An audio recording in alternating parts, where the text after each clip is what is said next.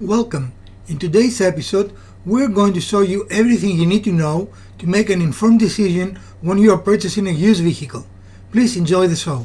It is almost a certainty that in everyone's life, at some point, you will look to purchase a used vehicle. And today in our episode, we're going to go through in detail of what are the things you need to be looking for when you're looking at a used vehicle, regardless if you buy it from a dealer or an individual. In my opinion, dealers are worse because they try to do tricks to prevent things from showing. But we're going to tell you what to look for, how to check it, etc. So stick around because you are my favorite viewer and this is going to be a very good episode. So the first thing, and it seems very basic, but very often people just ignore it, is walk around the car. And you're looking for things like, are there areas that the paint is damaged, like here? And if they are, do you see rust? And in this instance, we do not see any rust, right? Right. Because that doesn't mean you shouldn't buy the car, but make a mental note because that means you will have to fix it because you don't want that to become a hole, right? Right. Then look at lenses, at lights. In this car, we have absolutely zero issues, right? They're nice, they're bright, and there are no cracks or breaks. And of course, you want to see them lit as well. Right. That everything works and the bulbs are. But that's on the last Good. step. Now we're just walking around and looking at things. Look at the wheels. Make sure that there are no lug nuts missing. Right. You're going to see some rust on the brakes, and that's normal. So that is not a concern. Most of the drums and most of the areas in front of the brake rotors will be rusted, right? Now this is a front wheel drive car, and as you can see, the front wheel is dirtier because most of the braking action happens on the front wheel, and that is normal, right? Mm-hmm. So when you wash the car, just make sure you wash the front wheel is extra special. There is a very clear difference in how dirty the front wheel is from the rear wheel, but this is just brake dust. Yep. It is not something that you should be very worried about. Again, look at the front lights. Look at the fog lights if the car is equipped, which are the lights here. Make sure they're not missing or broken, if they are present, right? Mm-hmm. Look at the windshield. Make sure it doesn't have any damage, especially very large cracks. Cracks or little spots. Now, windshields, Dings. contrary to popular belief, are not very expensive. They cost about $300 for most cars, and that doesn't mean you shouldn't buy a car, but it is a point that you can make some price negotiation, right? Right. But I would buy a car with a broken. In fact, I have bought a truck with a broken windshield, and it was $250 to replace it. Not a big deal, right? So go around again. You expect some damage on the hood, especially on the front, like rock chips and things like that. This car actually is in, other than the fact that we have not washed it, It's dirty. is in rather good shape, right? Yep. Now here's the tip. Look at the wipers. And you say, why look at the wipers? They're cheap, easy to replace. But it gives you an idea if the owner takes care of the car, right? Yeah. If these are fallen apart, if they do not change an item that very easily they can do themselves very inexpensively, what does that tell you about the rest of the car, right? Right. So you're looking for it to make sure that you start getting an idea of how this owner is taking care of the car, right? Right. If like this car, there is a sunroof, look around the sunroof to make sure that the rubber is not compromised. Yeah. You want the seal to be intact. Because if it is compromised, it will leak. So the very first step, of course, is to just walk around, right? The next step is make sure that your the key fob that they give you works, right? In most cars, you will make a sound like that, Mm-hmm. and you can hear the actuators on the door. So we know that this door will open. Again, we haven't cleaned this car. We just show you a few things. And I don't know if you can see it. I might have to get out. So look at the pedals. Look at the brake pedal and the accelerator pedal. And the reason you're doing that is because, as you can see in this specific car, you can see all the ridges. Mm-hmm. The pedal doesn't look excessively worn, even though this car has about 150,000 miles on it. So for the age of the car, this pedal looks very good. Now, what does that tell you? If the pedal is worn, it tells you that the car has been driven a lot in stop and go traffic. Because the more you touch the pedal, the more you wear it, right? A reasonable Right. thing. If they're brand new, it might mean that someone tries to hide something, right? If the pedal is worn to the metal, then this is an indication that the car has a lot of stop and go traffic, which in general is not good for the engine, especially if you see signs that the owner has not taken care of it, doesn't do oil changes, etc. So that is a little thing you need to watch as well. Next step is take your key. Do not start the car. You see all the lights coming on? This is what you want to see, because if there are burned lights, the bulbs, you might have very critical things missing, right? So you see here we have everything, like we have our brake light on, we have the battery, the oil pressure, the water pressure, the check engine, oil temperature, the ATS, which is the traction control, the all-wheel drive warning, and we have on the other side a low tire indication, right? Yep. And they're showing us that right now the car is set on sports mode. So from that we know that all the warning lights work. Because sometimes unscrupulous people take the light bulbs out, like they have an engine light, check engine light. Well, if you take the light bulb out, it will never light, so you don't see it. And then start the car. This car will be very loud because we have an exhaust leak. But other than that, you want to see, does it start easily? And as you can see, this car starts very easily, right? Yep.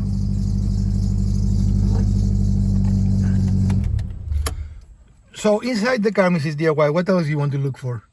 You want to look for things like, you want to power the car and then check that the doors lock and unlock. The windows go up and down. So if you want to come to this window. So the driver's window goes up, down, and come back again. It is smooth, it doesn't jerk. And the same with the passenger window. And do that in all four windows. We're not going to do it in all four windows, but you should do that in all four windows, right? Check that the locks work. You see on this car the lock is kind of clear. You see? Lock and unlock. So, again, we're not going to show all four, but go on all four doors and make sure the doors lock and unlock, right? Right. If you're equipped with a sunroof like we are, make sure the sunroof works. Sunroof should do several movements. Right now I just have it in vent mode, so it just open in the back. It is not, I don't know if you can see it or not. So then make sure it fully opens. Oh, you have to bring it down, okay. You want to make sure it fully opens without stopping. You're looking for smooth movements, not jerking, no. And then make sure it fully closes again. It helps make sure that the pieces are intact and that it is mechanically operable, right? And at this moment, look for signs of a water leak. Like here, you will see discoloration if it is leaking somewhere. So look all around and make sure you see no discoloration. Yep. Also, check lights, interior lights. Do they work? The map lights, right? Again, this is not a deal, no deal thing, but it's good to know if things work, right? Right. And only because we have a car that has this problem, just for the giggles of it, make sure your visors operate, right? I have a car that the passenger visor does not operate. Yep. Again, not a deal breaker, but might give you a little bit of advantage in negotiating, right? And also something for you to know when you want to fix cars, to fix it. In some cars, the cover for the sunroof will be manual.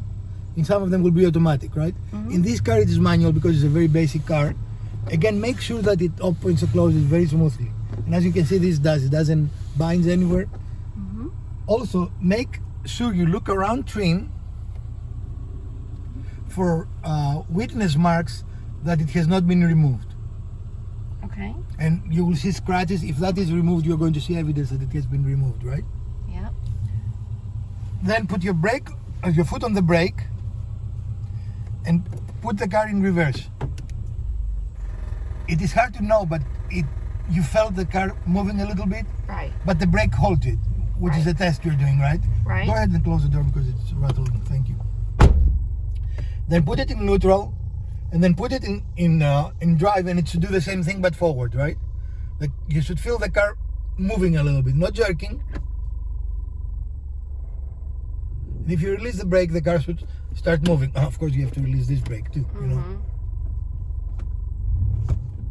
And as you can see, this car goes smoothly, right? Right. If the car is like this, that has also a manual setting, go through the gears. Can you get here or not? I don't know. You see where this says 1, 2. We'll not go above 2 because of the, what you call it? We're not moving. Right. But that shows you that the gear selector works, right? And when you move it next, it goes to drive. So these are very basic tests. When you're driving, what you want to do here, you want to put it on manual mode so you can see how the car shifts. And also you want to find a big parking lot that you can turn right and left fully, like a 360.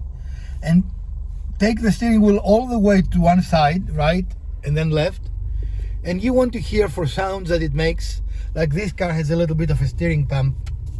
And I don't know if it will do it now because, of course, I want it to make sound and it doesn't, right? So when it is at the limits like it is now, this car sometimes makes a little bit of noise. Now, of course, because I wanted to demonstrate it, it behaves perfectly.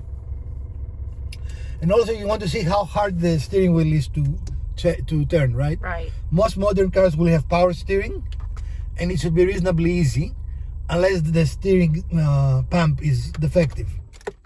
Oh, I'm sorry. I forgot a couple of things. If things like radio are important to you, check that the radio works. I'm not going to check because we're going to be demonetized, right? Check that the buttons operate smoothly. And right now, what do you feel, Mrs. DIY? Cold air. Very nice, immediate cold air, right? Yep. Which is what you want from an air conditioning that works very well. Again, you see that the restraining system works. Mrs. DIY says does not have her seat belt on, and it tells that the number 2, the passenger, does not have it on, and the airbag is on. So you see those both of those things in, right? Yep.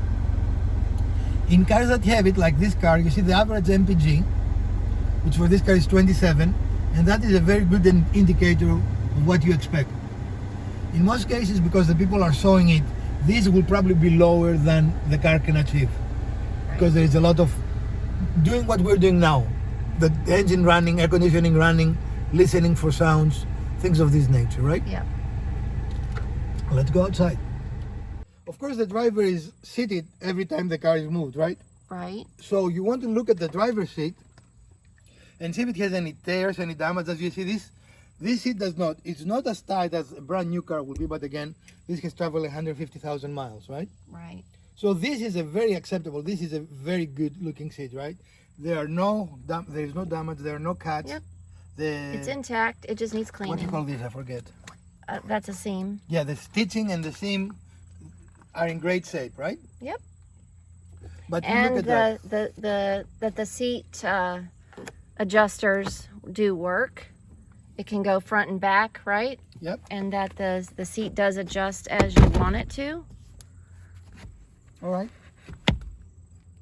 So if the front seat is damaged, go to the passenger seat to get an idea of how roughly the car has been treated, right? Again, it is not uncommon for the driver's seat to be damaged because it is the most frequently used seat. And again, it's almost surprising that this seat is in such a good shape. Yeah. Considering the car has 150,000 miles in it, right? So, but if you're buying a car with 20,000 miles, that should look brand new. Shouldn't have any damage, right? Right. And definitely look for things like cigarette holes. Look for damage. We have seen a lot of bizarre things, Mrs. DIY and I. We bought a lot of cars where we see some very bizarre things, including chunks missing from seats, right? Yes. So you never know what you will find. So we know some basic things. We know that there was not a major trauma to this car, no major damage. And how you check for things? Take your hand and go between your wheel and the fender. This is not scientific, this is general, right? Right. Do the same on both sides, right and left, and they should be very similar. In this car, I can tell you they will not, because you should be doing this in a level surface. Right. We're not in a level surface. So we're going to go to the back. Gravel driveway that doesn't really allow for level. And you do the same thing, and they seem actually very, very close to me. I cannot push my a small finger. But as you can see, you're looking for the distance between the bottom of your fender and the top of the wheel. Looking at wheels, you want to look at the tread. Like this car will not need tires for a long time, right? Right. I think We've changed. yeah, we've changed them like a year or two ago, and they still look pretty good. And if you're selling a car, wash it, vacuum it, make sure it's presentable, right? For example, this car is in great shape, but if I was looking to buy it, and I will show you in a moment, I would be a little put back, even though I know it's in great shape, because there is all kinds of debris here in the back. Yeah, it's been outside. It's in the forest. Yep. So clean all this, right? Yep. Check and see how big is the trunk. Does it fit your needs? And this is a very decent trunk size for this car, right? Yeah, it's a small sedan, but it has a really big room back here. And also check what is under this cover. Does it come with a spare? This car, you can see it has the, I forget, I'm blocking right now. It has a jack. And I think the jack is on the other side, but anyway.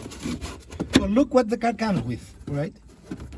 And what was originally supposed to be there and what's there now. And that car has as you can see, it has everything. Yep. Now remember, most cars will have a donut, not a full-size tire, right? And I see a little water there, which means that we have a very little leak. Not concerning, again, it's not rusted. Yeah. But you're looking for those things, right? So now you know what you're looking for, and as you notice, I opened it using the key fob. So check all the functions of the key fob. This is a very simple key fob. It has open, close, and trunk open, and an alarm. So make sure everything works. Again, you see how this would turn you a little bit off because it's so dirty. Yep. So when you finish the outside look or check, it is time to open the hood, and that we'll spend a little bit of time there, and we will tell you ideas.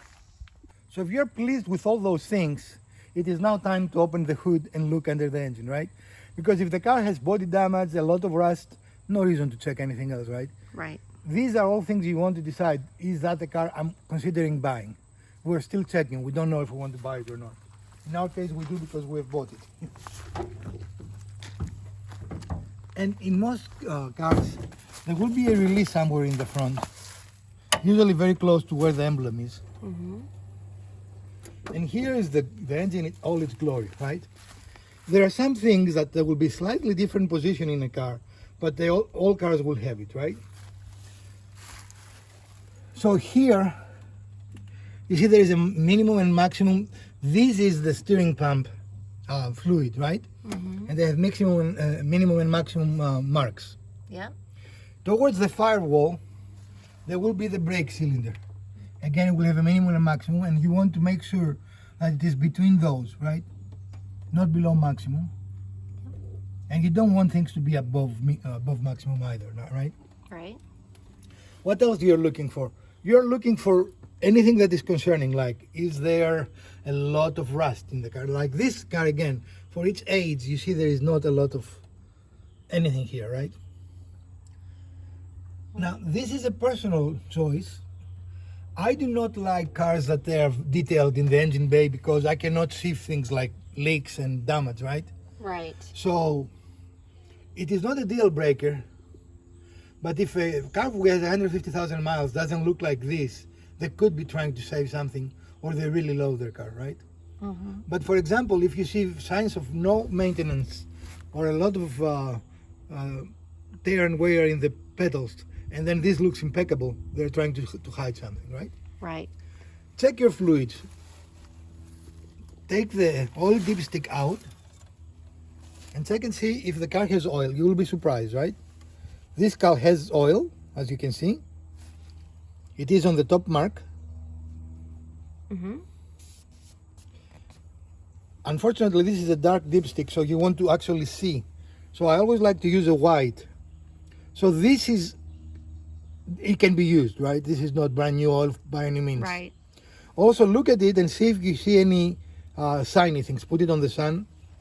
Shiny things will indicate metal in the oil. Right. And they're about, that means that the engine is not doing very well. Brand new oil should look like what color? It's honey colored. Okay. In most cases. In some cars, however, it is black from the factory. I know that in this car it isn't, right? And in 90% of the vehicles, it will be honey colored. So, what do we know about this car? It has oil, right? Yep. Sometimes brand new oil can be a concern. Ask to see like a schedule of maintenance, why it has brand new oil. Sometimes they try to hide something, right? Mm-hmm. So I kind of like things that they look normal, like a car that has been used and be driven. I don't like it over clean. I like to see it. So you can look around. We know the air conditioning work. What other things we can look at? We can look at the coolant, right? And this car is a little low on coolant. I don't know if you can see it, but it's below the mark. Yeah. It is not a critical thing, just add a little coolant, right? I mean, it's still in the reservoir, so we know it is not low on coolant. Right. The radiator is full of coolant, right? Mm-hmm. If they've driven the car, never open this, because this will be under pressure. Right. And you can see, we can see the inside, we don't have rust. Look at if you see a milkshake color here, walk away from that vehicle. That means that you have a blown gasket, right? See, this is nice and dark.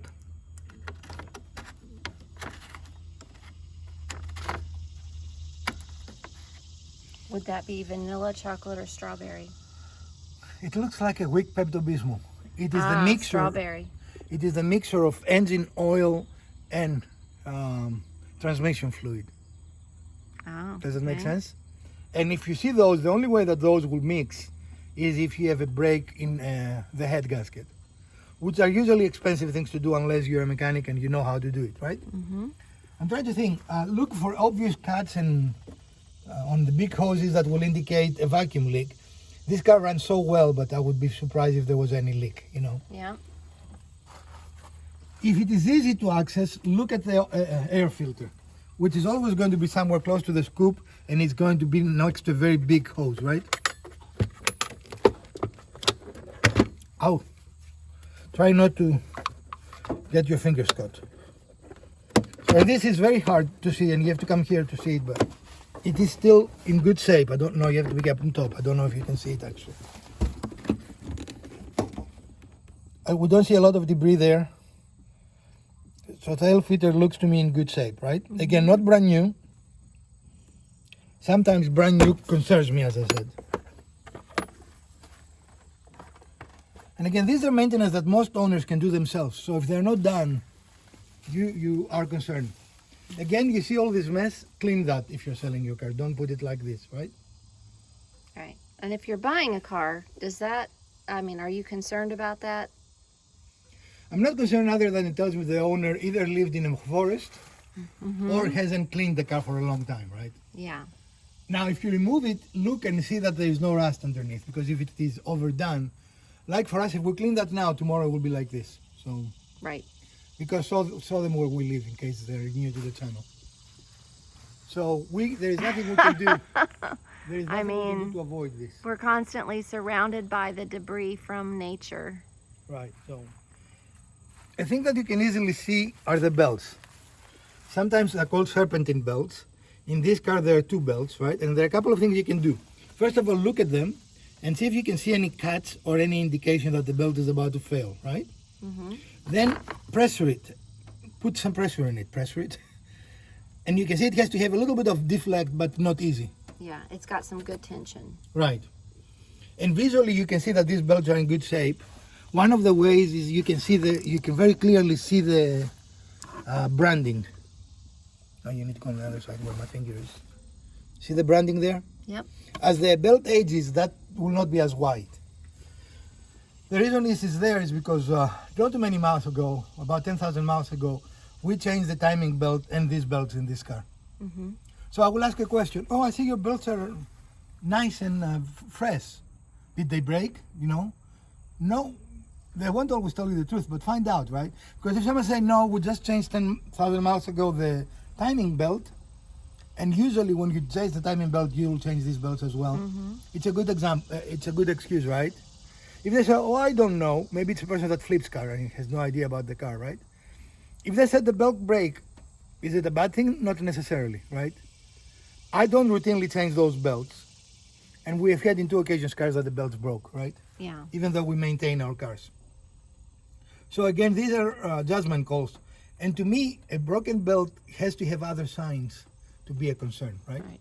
And, you know, we've changed serpentine belts ourselves It is on not a a hard thing, couple yeah. of vehicles. Well, it depends on the vehicle. Like this one is in a really nice position to do so.